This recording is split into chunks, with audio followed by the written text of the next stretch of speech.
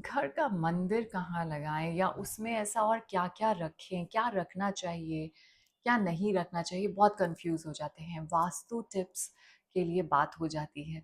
तो आज मैं आपके साथ डिस्कस करने जा रही हूँ कि वास्तु टिप्स अबाउट योर घर का मंदिर, होम टेम्पल।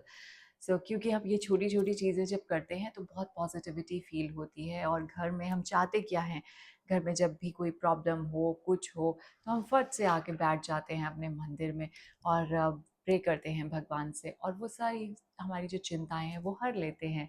ठीक है? घर का मंदिर जो है बहुत इम्पोर्टेंट प्लेस है।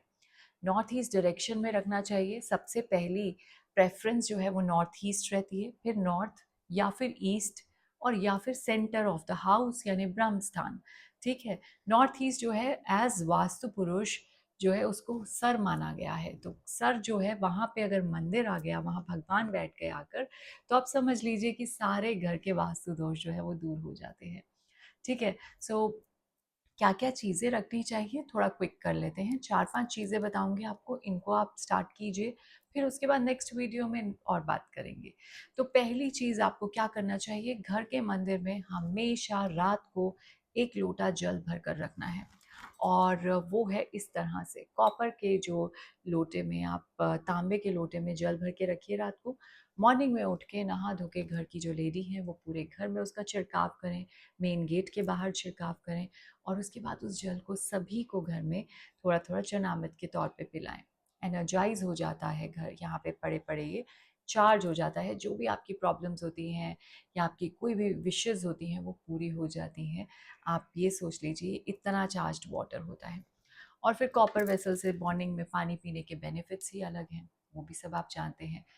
इसके साथ में सेकंड चीज़ आपके मंदिर में आप किसी भी पीतल के लोटे में या पीतल के कटोरी में पीली सरसों रखें क्योंकि नॉर्थ ईस्ट डायरेक्शन है, विष्णु जी की डायरेक्शन है और पीली सरसों को विष्णु जी का की ब्लेसिंग्स हैं। तो जब आप पीली सरसों रखते हैं आपके घर में खुशहालियाँ हो जाती हैं। क्या करना है जब भी आप किसी काम के लिए जाएँ, किसी इम्पोर्टेंट डील के लिए जाएँ, प्रोजेक्ट के लिए जाएँ, थोड़े से दाने उठाएँ और अपनी पॉकेट में या हैंकी में या पर्स में रख लें। और काम तो बन ही जाएगा जब जाएँगे वहाँ पे, तो जब मीटिंग हो जाए, डील हो जाए, उसके बाद वापस आते समय उस दानों को जो है आप गिराते हुए आएँ। कहीं पे भी आप फेंक सकते हैं, किसी प्लांटर में, पार्क में, कहीं भी, anywhere. Okay, third thing is कि आप अपने मंदिर में अ, जो ब्रास है, पीतल का यूज़ करें। पीतल बहुत खरा माना जाता है, हम सब जानते हैं। तो इस तरह से पीतल के लोटे में जल रख सकते हैं, पीतल की जोत जगाएँ जो कि दिन-रात जलनी चाहिए। पीतल की चीज़ें जो है, पीतल के बर्तन अगर रखें इसमें तो ये अच्छा होता है, पीतल की थाली लेकर आएँ पूजा की। तो बहुत-बहुत अच्छा आपको फ़ील होगा, बहुत अच्छी एनर्जीज़ क्योंकि पॉज़िटिव प्योरिटी पीतल जो है वो हमारे को देता है। और इसके साथ में अगर हम बात करते हैं तो दक्षिणावर्ती शंख की बात होती है। दक्षिणावर्ती शंख जो होता है वो माँ लक्ष्मी का स्वरूप माना जाता है। कुछ इस तरह से आप माँ लक्ष्मी के सामने रख सकते हैं और इसको खाली नहीं रखना, इसमें चावल भर के रखने हैं।